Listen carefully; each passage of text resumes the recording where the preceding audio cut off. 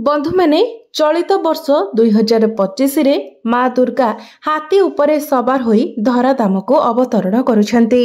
आमर शास्त्र रे वर्णना अछि जे शारदीय नवरात्रि रे जदि माँ दुर्गांकर आगमन सिंह उपरे न होई जदि हाथी उपरे होई थाए तो मान्यता रहिछि जे माँ दुर्गा हाथी रे सवार होई आसीबा एहाकू बहुत शुभ एवं कल्याणकारी बोली माना जाई थाए। समस्तंकर जीवन सुखमय होई थाए। भक्तिर लाभ भक्त मानंको भरपूर मात्रा रे मिली थाए। हृदय को शांति मिली थाए। माता वैष्णवी भरपूर मात्रा रे आशीर्वाद प्रदान करि थांती। तो बंधु माने चलित वर्ष नवरात्रि पूरा 9 दिन जाए चलिबाकू जाउछि।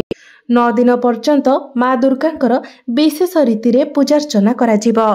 शारदीय नवरात्रि रो महापर्व चलित वर्ष 2025 22 सेप्टेम्बर 2025 सोमवार दिन ठारू आरंभ होई 1 अक्टोबर बुधवार दिन समाप्त हेबो एवं 2 अक्टोबर को दशहरार पर्व पालन करा जिवो। तो एबे आसंतु जानिबा नवरात्रि समय केउ सब परिबा गुडी को खाइबा निषेध हटे एवं केउ सब परिबा गुडी को खाइबा उचित। केउ फल खाइबा द्वारा व्रत भांगी जाई थाए। आसंतु जानिबा नवरात्रि समय केउ जिनिस खाइबा उचित एवं केउ जिनिस न खाइबा उचित। एही समय केउ फल को खाइबा द्वारा विशेष शुभकारी एवं मंगलकारी बोली माना जाई थाए। से विषय आजिर एही भिडियो रे आमे माने विस्तार भाबरे जानिबा, किंतु ता पूर्वरु आपण माने भिडियोटी को लाइक करे चैनल टी को सब्सक्राइब करि दियंतु एवं कमेंट बॉक्स रे भक्ति एवं श्रद्धार सहित जय माँ दुर्गा निश्चय लिखंतु। बंधु माने शास्त्र रे वर्णना करा जायछि जे जदि आपण कोनोसी भी व्रत पालन करूछंती तो सही व्रतर नियम को आपण माने भलो भाबरे पालन करिबा उचित। एहा अत्यंत गुरुत्वपूर्ण अटे। बंधु माने निजर मनोस्कामना को पूर्ण करिबा पाई किछि मात्रा रे संघर्ष अर्थात तपस्या करिबाको पड़ी थाए। सेथिपाई एपरि मान्यता रहिछि जे व्रत को संपूर्ण विधि विधान सहकारे करिबा उचित। आपण जदि संपूर्ण नियम सहकारे व्रत पालन करिथांती तो व्रत पालन करिबार संपूर्ण लाभ आपणको प्राप्ति होई थाए। माँ दुर्गा आपणकर समस्त मनोस्कामना को पूर्ण करिथांती। जो व्यक्ति माने नियम सहकारे व्रत पालन करिथांती, श्रद्धा भक्ति एवं निष्ठार सहित व्रत पालन करिथांती, सही व्यक्ति माने मृत्यु परे माँ दुर्गांकर चरण रे स्थान पाइथांती। जो भक्त माने माँ को निष्ठा सहकारे भक्ति करिथांती तांकर सही भक्त मृत्यु परे स्वर्गलोक को गमन करिथांती। सबुठारु गुरुत्वपूर्ण कथा हेउछि भक्ति एवं श्रद्धा। जदि आपणक मनरे भक्ति एवं श्रद्धा रहिछि तो बिना पूजा पाठरे मध्य आपणको समस्त पूजा पाठर पुण्य फल प्राप्ति होई थाए। किंतु जदि आपणक मनरे कोनोसी प्रकारर भक्ति नाही, श्रद्धा नाही तो आपण जेते पूजा पाठ कले मध्य आपणको कोनोसी भी शुभ फल प्राप्ति होई न थाए। एबे आसंतु जानिबा नवरात्रि समय रे कोन खाइबा उचित नहे, कोन पीबा उचित नहे एवं केउ फल खाइबा द्वारा आपणकर व्रत संपूर्ण होई थाए। तो बंधु माने नवरात्रि चलिबा समय आपण भूल रे मध्य गुपचुप खांतु नाही, कारण नवरात्रि मध्य रे केबे ना केबे शुक्रवार निश्चित भाबरे पड़ी थाए। शुक्रवारटी माँ संतोषी को समर्पित होई थाए। माँ संतोषी खटा जिनिस खाउथिबा व्यक्तिंको उपरे क्रोध करिथांती, कारण नवरात्रि समय माँ संतोषी जाग्रत अवस्थारे रहिथांती। एही नवरात्रि समय माँ संतोषींकर शक्ति अधिक मात्रा रे बढ़ी जाई थाए। नवरात्रि समय जेबे भी शुक्रवार पड़ी जाई थाए तेणु एही नवरात्रि समय केबे भी खटा जिनिस खाइबा उचित नुहे। एपरि करिबा द्वारा माँ संतोषी रुष्ट होई जाई पारंती।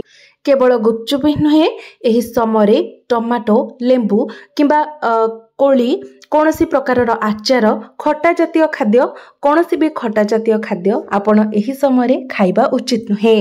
तो एही नियमटी आपण केवल शुक्रवार दिन पालन करिबा उचित। शुक्रवार व्यतीत अन्य दिन गुड़िकरे आपण खटा जिनिस खाइ पारिबे।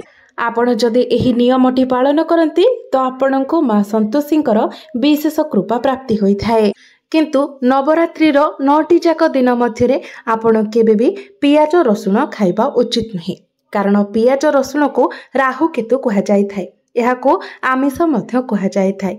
तो एही समय आपण पियाज रसुण ठारू मध्य दूरे रहिबा उचित।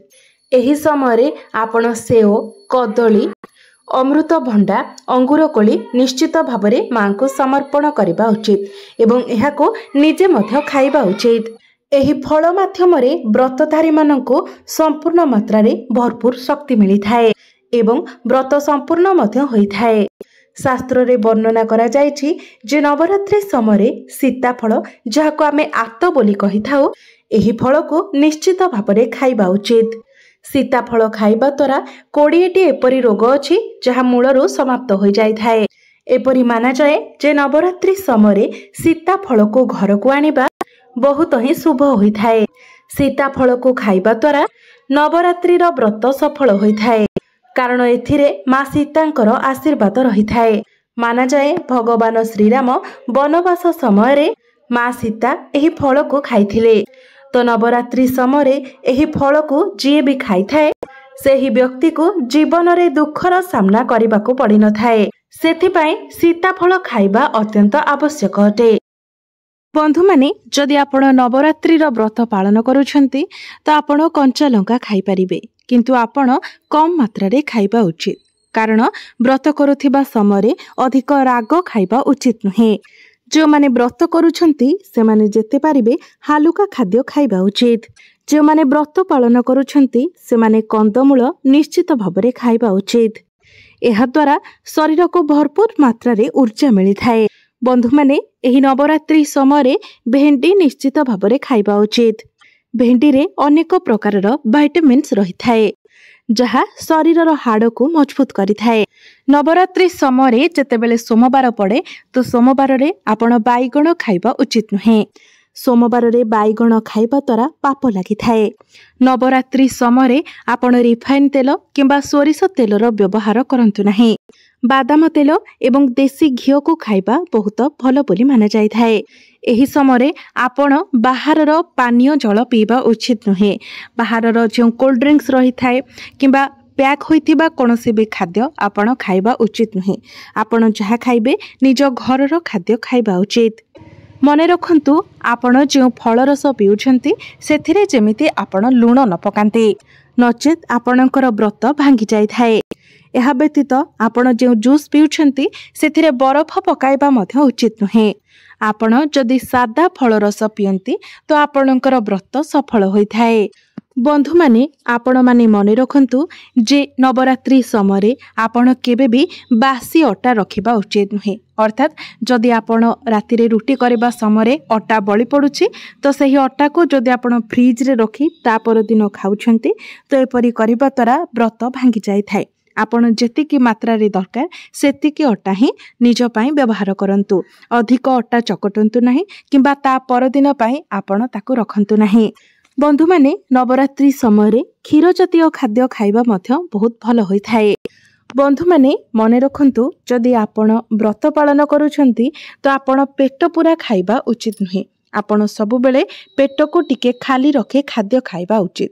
ଯଦି ଆପଣ ଗଳା ପର୍ଯ୍ୟନ୍ତ ଖାଦ୍ୟ ଖାଉଛନ୍ତି ତ ଆପଣଙ୍କୁ ବ୍ରତର କୌଣସି ବି ଶୁଭ ଫଳ ପ୍ରାପ୍ତି ହେବ ନାହିଁ।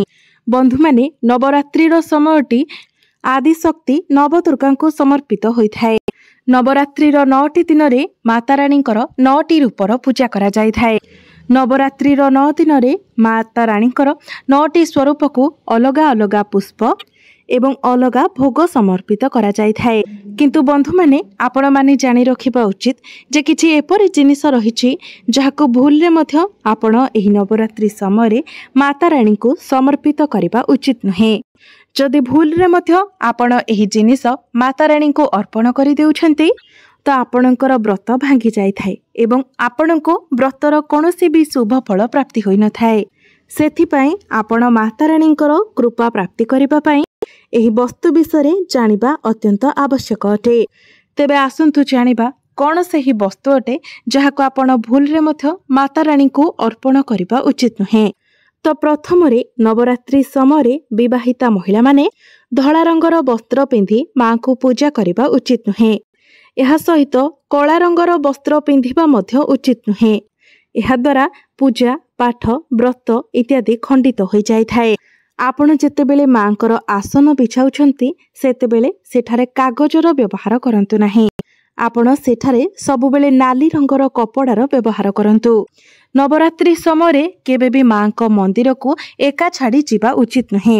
एहाकू बहुत अशुभ बोली माना जाय थाए। द्वितीय रे हेउछि नड़िया। आमर हिंदू धर्म रे नड़िया को सुख समृद्धि श्रद्धा और सम्मानर सूचक बोली माना जाए। नड़िया को श्रीफल बोली मध्य कहा जाय थाए। नड़िया को समस्त मांगलिक कार्य व्यवहार करा जाय थाए। एहार बहुत अधिक महत्व रही थाए। अनेक मंदिर रे माता रानी को निकट रे नड़िया बलि मध्य दिया जाय थाए। विशेष करी समस्त पूजा रे कलश स्थापना नड़िया रखिके ही करा जाय थाए। तो माता रानी को पूजा रे नड़िया को व्यवहार करिबा समय रे आमे माने किछि भूल मध्य करि देइ थाउ। तेबे सेही भूल कौन अटे आसंतु जानिबा। बंधु माने नड़िया अनेक प्रकारर रही थाए। गोटे कंचा नड़िया एवं आउ गोटे सुखिला नड़िया जहा भितरे पानी रही थाए। तो बंधु माने आपण माने सर्वदा माता रानी को पूजा रे पानी थिबा एवं जटा वाला नड़िया व्यवहार करिबा उचित। जेमिति नड़िया रे बिल्कुल भी फटा दाग न थाए किंबा कौनसी प्रकारर खंडित न होई थाए सेथि प्रति आपण विशेष ध्यान देबा उचित। कारण संपूर्ण नड़िया ही पूर्ण एवं पवित्रतार प्रतीक होई थाए। अखंड नड़िया ही सुख समृद्धिर प्रतीक होई थाए।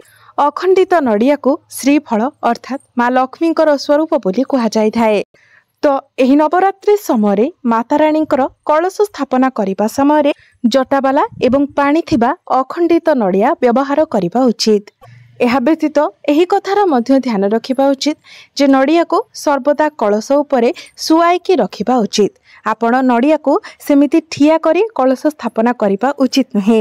एहा सहित कलश उपरे नड़िया को स्थापना करबा समय नड़िया को नाली कपड़ारे गुड़ाई तापरे कलश उपरे रखिबा उचित। तृतीय रे हेउछि लवंग। माता रानी पूजा रे आमे समस्ते लवंगर व्यवहार करिथाउ। किंतु लवंग को व्यवहार करने समय आपण बहुत बड़ भूल कर दे थांती। सर्वदा ध्यान रखिबा उचित जे आपण जेतेबेले माँ को लवंग अर्पण करुछंती तो सर्वदा अखंडित एवं फूल वाला लवंग अर्पण करबा उचित। जो लवंग उपरे फूल रही न थाए सेही लवंग केबे भी माता रानी पूजा रे व्यवहार करबा उचित नुहे। फूल थिबा लवंग को ही पूर्ण लवंग बोली माना जाय थाए।